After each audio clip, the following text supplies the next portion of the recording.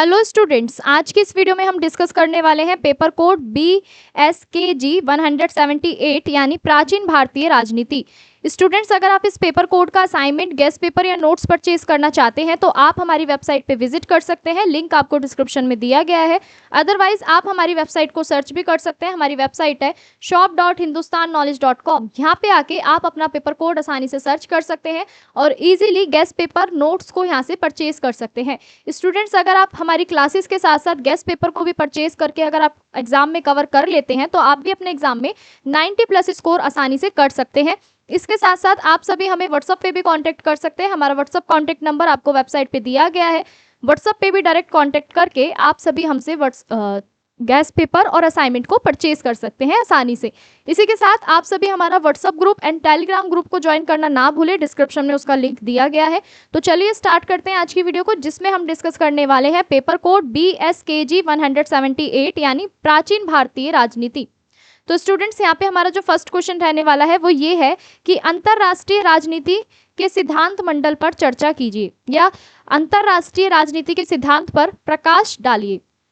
अंतरराष्ट्रीय राजनीति वह विषय है जो विभिन्न देशों के बीच होने वाले राजनीतिक, आर्थिक और सामाजिक और सामरिक संबंधों का अध्ययन करता है। अंतरराष्ट्रीय राजनीति को समझने के लिए अनेक सिद्धांत जो है विकसित किए गए हैं। इन सिद्धांतों के समूहों को सिद्धांत मंडल कहा जाता है। ये सिद्धांत बताते हैं कि राष्ट्र क्यों है और कैसा व्यवहार करते हैं और उनके बीच सहयोग या संघर्ष क्यों होते हैं तथा विश्व व्यवस्था किस प्रकार से संचालित होती है। तो यानी आपके जो अंतरराष्ट्रीय राजनीति है ना, जो वो ये बताती है कि अलग अलग देशों के बीच, उनके बीच में होने वाले राजनीतिक, आर्थिक, सामाजिक संबंध कैसे हैं, ठीक है। और इनके जो सिद्धांत है वो समय समय पे आपके विकसित किए गए हैं और इन सिद्धांतों को हम क्या कहते हैं, सिद्धांत मंडल कहा जाता है। और ये सिद्धांत हमें ये बताते हैं कि कोई भी राष्ट्र जो है वो क्यों है और कैसा व्यवहार करते हैं और उनके बीच का जो सहयोग है या जो उनके बीच का जो संघर्ष है वो क्या है।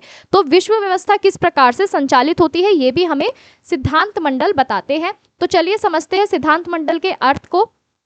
सिद्धांत मंडल का अर्थ यहाँ पे क्या है कि सिद्धांत मंडल से आश्चर्य उन विचारों और सिद्धांतों के समूह से है जिनके माध्यम से अंतरराष्ट्रीय राजनीति की घटनाओं और प्रक्रियाओं को समझा जाता है।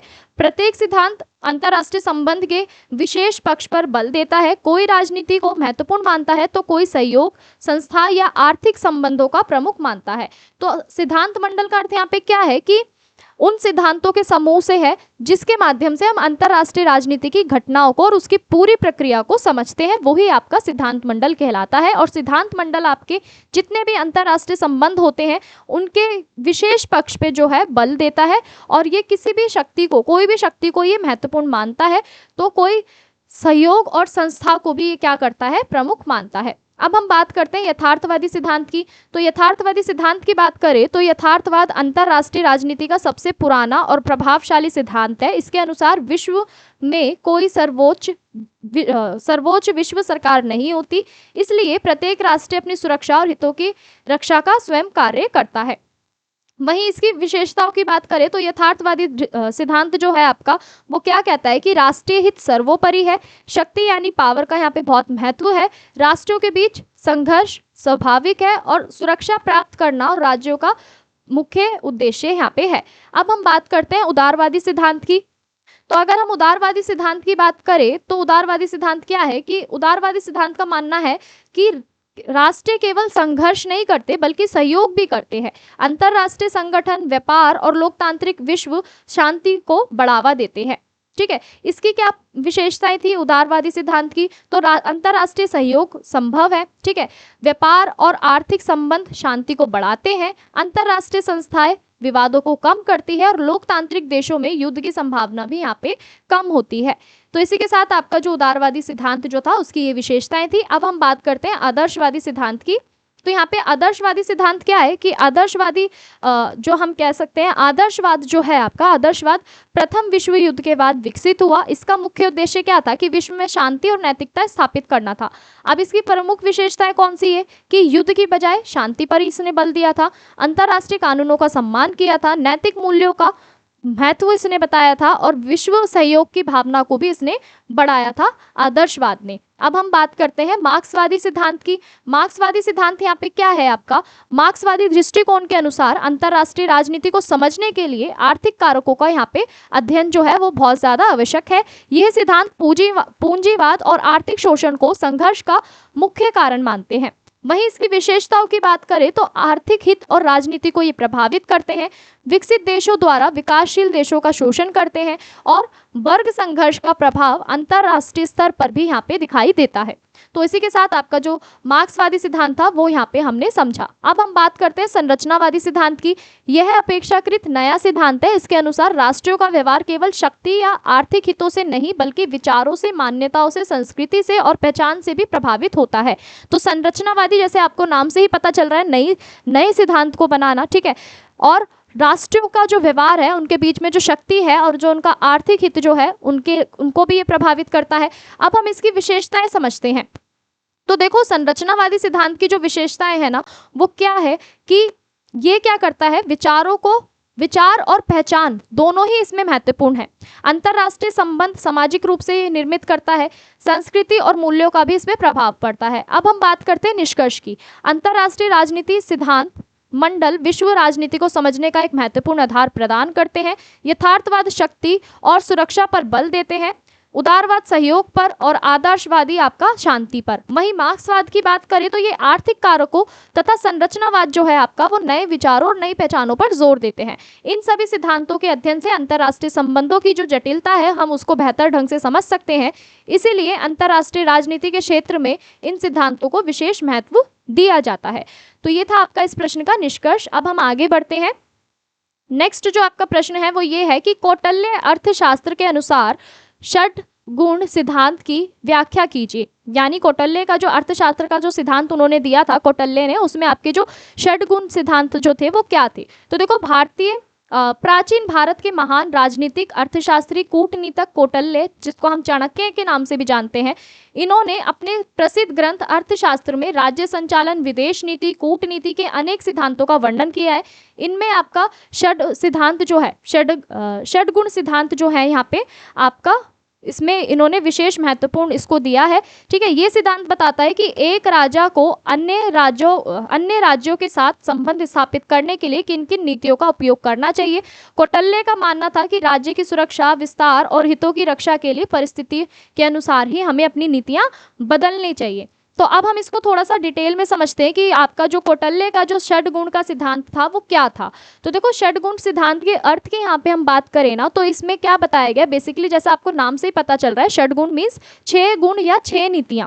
तो कौटिल्य ने विदेश नीति के 6 प्रमुख ऐसे उपाय बताए थे जिनके माध्यम से कोई भी राज्य अपने शत्रुओं और मित्रों के साथ व्यवहार कर सकता था। ये 6 नीति कौन कौन सी थी? पहला था आपका संधि, दूसरा था विसर्ग, दूसरा है आपका विग्रह, ठीक है, तीसरा है आपका आसन, चौथा है आपका यान और पांचवा है आपका श्रेयस और छठा है आपका द्विवेदी भाव। ठीक है, तो पहली बात करते हैं हम संधि की। संधि मतलब संधि करना। ठीक है, संधि का मतलब यहाँ पे क्या है? संधि का अर्थ है समझौता या शांति स्थापित करना। जब कोई राज्य स्वयं को कमजोर महसूस करे या युद्ध से नुकसान होने की संभावना हो तो उसे दूसरे राज्य के साथ संधि कर लेना चाहिए। इससे शांति बनी रहती है और राज्य को अपनी शक्ति बढ़ाने का समय भी मिलता है। यानी यहाँ पे संधि का मीनिंग यहाँ पे क्या है कि शांति स्थापित करके रखना, ठीक है, या समझौता करना। जब किसी भी राज्य को लगे कि वो कमजोर पड़ रहा है या फिर आपका युद्ध होने के कारण नुकसान की संभावना हो सकती है तो उसे क्या करना चाहिए? उस राज्य को दूसरे राज्य के साथ मिलकर संधि कर लेना चाहिए ताकि शांति बनी रहे और राज्य को अपनी शक्ति को बढ़ाने का समय मिल जाए। ठीक है, अब हम बात करते हैं विग्रह की। विग्रह का मीनिंग यहाँ पे क्या है? युद्ध करना। ठीक है, तो विग्रह का अर्थ है शत्रु के विरुद्ध युद्ध करना। जब राजा स्वयं को शक्तिशाली समझे और विजय की संभावना अधिक हो तब उसे शत्रु पर आक्रमण करना चाहिए। कौटिल्य के अनुसार युद्ध तभी करना चाहिए जब उससे राज्य को लाभ मिलने की संभावना जो है वो बढ़ जाए। इसके बाद है आपका आसन। आसन की बात करें तो तटस्थ रहना, यानी आसन का अर्थ क्या है कि प्रतीक्षा करना या तटस्थ बने रहना। जब किसी राज्य को ये स्पष्ट ना हो कि युद्ध या संधि में कौन से विकल्प जो है आपके बेहतर है, तब उसे कुछ समय तक प्रतीक्षा करनी चाहिए। इससे वह परिस्थितियों का सही आकलन कर सकता है। तो यहाँ पे आसन का मीनिंग क्या है? तटस्थ रहना, यानी किसी भी राज्य को लगे कि हाँ उसको पता नहीं है कि युद्ध होने का क्या कारण है, ठीक है, या उसको पता नहीं है कि उस समय उसे क्या निर्णय लेना चाहिए, तो सबसे बेहतर विकल्प उसके सामने क्या होता है कि वो प्रतीक्षा करे, ठीक है। और कुछ समय तक अगर वो प्रतीक्षा करता है तो इससे उसको परिस्थितियों का आकलन जो होता है वो आसानी से वो कर सकता है। इसके बाद है आपका यान। यान की बात करें तो यान का मतलब यहाँ पे क्या है कि आक्रमण की तैयारी। यान का अर्थ है कि सैनिक अभियान या युद्ध के लिए आगे बढ़ना। जब राजा को विश्वास हो कि वह शत्रु पर विजय प्राप्त कर सकता है, तब सेना को संगठित कर युद्ध की तैयारी करता है और अभियान शुरू करता है। इसके बाद है आपका संश्रय। संश्रय मतलब शरण लेना। संश्रय का मतलब यहाँ पे क्या है कि किसी शक्तिशाली राज्य का संरक्षण प्राप्त करना। जब कोई राज्य अत्यंत कमजोर और स्वयं की रक्षा करने में सक्षम ना हो, तब उसे किसी शक्तिशाली मित्र राज्य का सहारा लेना चाहिए। इससे उसकी जो सुरक्षा होती है ना वो सुनिश्चित होती है। इसके बाद है आपका धोरी नीति अपनाना। यहाँ पे आपकी द्वैधी भाव का अर्थ यहाँ पे क्या है कि एक साथ दो नीतियों का उपयोग करना। उदाहरण के लिए एक राज्य किसी एक राजा से संधि कर सकता है और दूसरे के विरुद्ध युद्ध कर सकता है, तो ये नीति राज्य के हितों की रक्षा करने के लिए यहाँ पे अपनाई जाती है। तो ये है आपके षड्गुण के सिद्धांत, ठीक है। 6 ऐसी बातें जो कौटिल्य ने अपने सिद्धांत में दी है। अब हम बात करते हैं कौटिल्य के इस सिद्धांत के महत्व की। तो देखो ये क्या महत्व रखता है राजनीति में, तो ये विदेशी नीति का जो व्यवहारिक आधार है ना ये प्रदान करता है। राज्य की सुरक्षा और हितों की रक्षा में ये सहायक होता है। परिस्थितियों के अनुसार नीति बदलने की सलाह लेता है। मित्र और शत्रु राज्यों के साथ संतुलित स्थापित करता है और आधुनिक अंतरराष्ट्रीय राजनीति में भी इसके तत्व हमें दिखाई देते हैं। अब हम बात करते हैं इस प्रश्न के निष्कर्ष की। तो इस प्रश्न का निष्कर्ष क्या कहता है कि कौटिल्य का जो आपका षड्गुण का जो सिद्धांत है वो भारतीय राजनीति चिंतन की एक महत्वपूर्ण देन है। इसमें विदेशी नीति के 6 उपाय बताए हुए हैं, जैसा अभी हमने डिस्कस करा। संधि, विग्रह, आसन, यान, श्रेयस और द्वैभाव का वर्णन इसमें किया गया है। ये सिद्धांत राज्य को परिस्थितियों के अनुसार उचित निर्णय लेने की शिक्षा देते हैं और आज भी कूटनीति और अंतर्राष्ट्रीय संबंधों में इसकी उपयोगिता और प्रासंगिकता बनी हुई है। तो ये था आपका कौटिल्य का षड्गुण सिद्धांत। अब हम बात करते हैं अगले प्रश्न की। अगला प्रश्न जो आपको दिया गया है वो ये दिया गया है कि कर व्यवस्था का विस्तार रूप से वर्णन करें। तो कर व्यवस्था को यहाँ पे हमें समझाना है। तो प्राचीन भारत में राज्य की जो आय का मुख्य स्रोत था वो क्या था? कर था। किसी भी राज्य के संचालन, सुरक्षा, न्याय व्यवस्था तथा जन कल्याण के कार्यों के लिए धन की आवश्यकता होती है। इस धन की प्राप्ति करों के माध्यम से की जाती है। वैदिक काल, महाजनपद काल, मौर्य काल तथा गुप्त काल में कर व्यवस्था जो है आपकी वो सुव्यवस्थित रूप से विकसित होती है। विशेष रूप से आपके जो कौटिल्य के जो अर्थशास्त्र में कर व्यवस्था दी गई है उसका ही हमें ज्यादातर विस्तृत वर्णन देखने को मिलता है। तो चलिए समझते हैं। अगर हम बात करें कर का महत्व यहाँ पे क्या है कि राजा को राज्य का संरक्षक माना जाता था। वह प्रजा की सुरक्षा, न्याय, विकास के लिए कार्य करता था। इन कार्यों के लिए आवश्यक धन करों से प्राप्त होता था। कर को प्रजा द्वारा राजा को दिया जाने वाला वैध योगदान माना जाता था। इसके बदले में राजा प्रजा की रक्षा और कल्याण जो है वो सुनिश्चित करता था। तो यहाँ पे कर का महत्व जो था वो क्या था कि राजा क्या कर रहा है, राज्य का संरक्षण राजा को माना जाता था ताकि प्रजा को वो सुरक्षा, न्याय, विकास के लिए वो कार्य करता था, ठीक है राजा। और जो आपके कार्य हैं इनके लिए आपके धन की आवश्यकता होती थी, तो धन को वो कहाँ से प्राप्त करते थे? करों से प्राप्त करते थे और इसके बदले में वो अपनी प्रजा को रक्षा देते थे और उनका कल्याण को सुनिश्चित करते थे। अब हम बात करते हैं करों के प्रमुख प्रकार कौन कौन से हैं। तो प्राचीन भारत में विभिन्न जो आपके कर हैं वो लगाए जाते हैं। पहला है आपका भूमि कर, ठीक है। ये सबसे महत्वपूर्ण कर था। जो आपका जो किसान जो है ना, किसान अपनी कृषि उपज का एक सुनिश्चित भाग राज्य को देते थे, जैसा हमने पहले भी पढ़ा है। और सामान्यतः जो उपज का छठा भाग जो होता था ना भूमि का, उस कर के रूप में वो लिया जाता था। इसी हम क्या कहते थे? भाग कहते थे, ठीक है, भूमि भाग कहते थे। उसके बाद है आपका बलि। ये एक प्रकार का धार्मिक और राज्य कर माना जाता था, ठीक है। प्रारंभिक वैदिक काल में स्वेच्छा से दिया जाता था और लेकिन बाद में ये नियमित कर का रूप ये बन गया।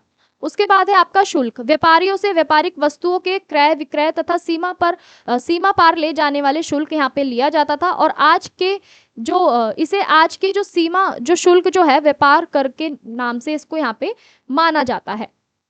ठीक है, उसके बाद है आपका पशु कर। पशु कर की बात करें तो पशु कर क्या होता था कि पशुपालकों से उनके पशुओं के आधार पर ये कर लिया जाता था। जैसे गाय है, घोड़ा, भेड़, बकरी, अन्य पशु से ये कर लिया जाता था, वही आपका पशु कर कहलाता था।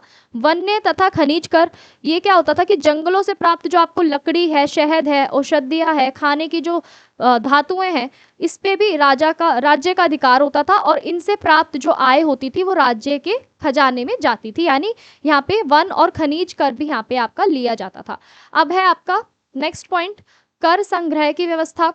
कर संग्रह की व्यवस्था की बात करें तो यहाँ पे कर संग्रह के विशेष अधिकारियों की नियुक्ति की जाती थी। मौर्य काल से समाहर्त नामक अधिकारी जो है वो आपका राजस्व संग्रह का प्रमुख होता है। वह करों की वसूली, लेखा जोखा तथा राज्य कोष की व्यवस्था का कार्य करता है। कर संग्रह पारदर्शिता और अनुशासन बनाए रखने पर विशेष ध्यान देता है। ठीक है जी, तो कर व्यवस्था का संग्रह किस तरीके से यहाँ पे किया जाता था ये हमने जाना कि यहाँ पे अधिकारियों की नियुक्ति की जाती थी, इसी तरीके से आपका कर को संग्रह किया जाता था। अब है आपका कर निर्धारण के सिद्धांत। तो कौटिल्य ने ना कर निर्धारण में संतुलित बल दिया है। ठीक है, बल दिया, उनका मत था कि राजा को प्रजा पर अत्यधिक कर नहीं लगाना चाहिए। कर इतना ही होना चाहिए कि प्रजा पर बोझ ना पड़े और राज्य की आवश्यकता भी पूरी हो जाए। और उन्होंने राजा की तुलना मधुमक्खी से की है, जो फूलों से रस तो ले लेती है पर उन्हें नुकसान नहीं पहुंचाती।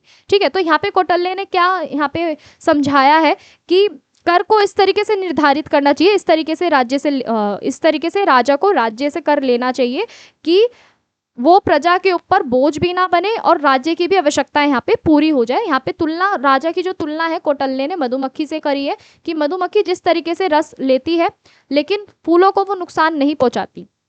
ठीक है, इसी तरीके से राजा को भी ये नीति अपनानी चाहिए। अब हम बात करते हैं इस प्रश्न के निष्कर्ष की। इस प्रश्न का निष्कर्ष क्या कहता है कि प्राचीन भारत की कर व्यवस्था सुव्यवस्थित, व्यवहारिक और जनहित थी। भूमि कर, व्यापार कर, पशु कर तथा वन्य खनिज कर जो है राज्य की आय के प्रमुख स्रोत थे। कौटिल्य और अन्य विचारकों ने कराधान में न्याय, संतुलन और प्रजा के हित को महत्वपूर्ण माना है। यही कारण है कि प्राचीन भारतीय कर व्यवस्था जो है आपकी वो प्रशासनिक दक्षता और आर्थिक संगठन का उत्कृष्ट उदाहरण यहाँ पे माना जाता है। ठीक है, तो अब हम आगे बढ़ते हैं। अगला जो प्रश्न है आपका वो ये है कि वैदिक राजनीतिक चिंतकों का विस्तार पूर्वक वर्णन कीजिए। अब हमें बताना है कि जो आपके वैदिक है और जो राजनीतिक चिंतक हैं वो कौन कौन से हैं। ठीक है, तो भारतीय राजनीतिक चिंतन की जो शुरुआत है वो वैदिक काल से मानी जाती है। वैदिक युग में राजनीति केवल शासन करने की कला नहीं है बल्कि धर्म, नैतिकता, समाज के कल्याण से भी जुड़ी हुई है। उस समय के राजनीतिक विचार वेदों, उपनिषदों, स्मृतियों, ठीक है, और अन्य धार्मिक ग्रंथों से हमें मिलता है। वैदिक राजनीतिक चिंतकों ने राज्य, ठीक है, राजा, प्रजा, न्याय और प्रशासन के संबंध को महत्वपूर्ण विचार है वो प्रस्तुत किए। उनके विचारों ने भारतीय राजनीतिक परंपराओं की भी यहाँ पे नींव रखी है। तो चलिए इसको समझते हैं। सबसे पहले हम ये समझते हैं कि वैदिक राजनीतिक जो चिंतन है उसकी विशेषताएं क्या है। तो देखो, वैदिक काल में राजनीति का आधार धर्म था। ठीक है, राजा को धर्म का पालन करने वाला और प्रजा की रक्षा करने वाला माना जाता था। शासन का मुख्य उद्देश्य लोगों के जीवन में शांति, सुरक्षा और समृद्धि स्थापित करना था। उस समय राज्य को एक नैतिक संस्था के रूप में यहाँ पे देखा जाता था। अब हम बात करते हैं प्रमुख वैदिक राजनीतिक चिंतन की। तो यहाँ पे सबसे पहला आपका क्या दिया हुआ है, ऋषि मनु। ठीक है, ऋषि मनु की यहाँ पे बात करें तो मनु को प्राचीन भारत का महत्वपूर्ण राजनीतिक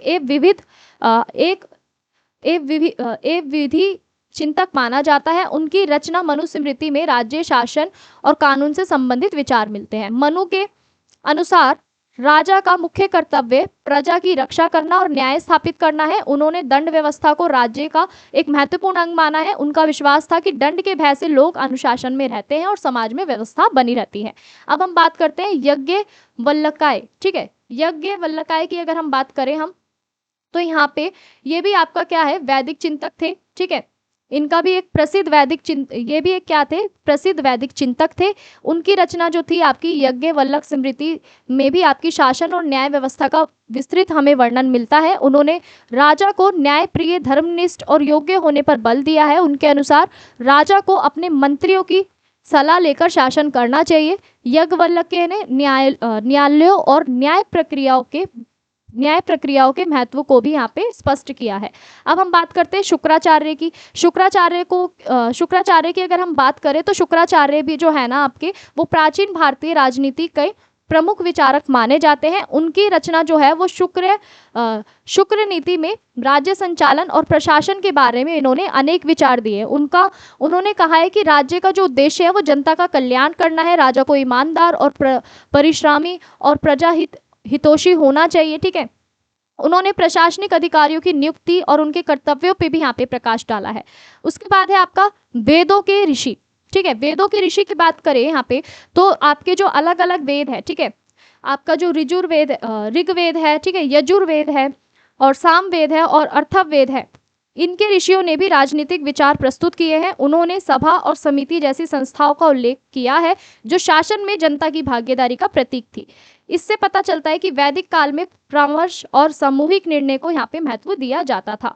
अब हम बात करते हैं राजा और राज्य की अवधारणा की। तो देखो, वैदिक चिंतकों के अनुसार राजा राज्य का प्रमुख था, लेकिन उसकी जो शक्तियां थी वो असीमित थी। उसे धर्म और नैतिक नियमों का पालन करना पड़ता था। राजा का मुख्य कार्य प्रजा की सुरक्षा और न्याय की स्थापना और राज्य की समृद्धि सुनिश्चित करना था।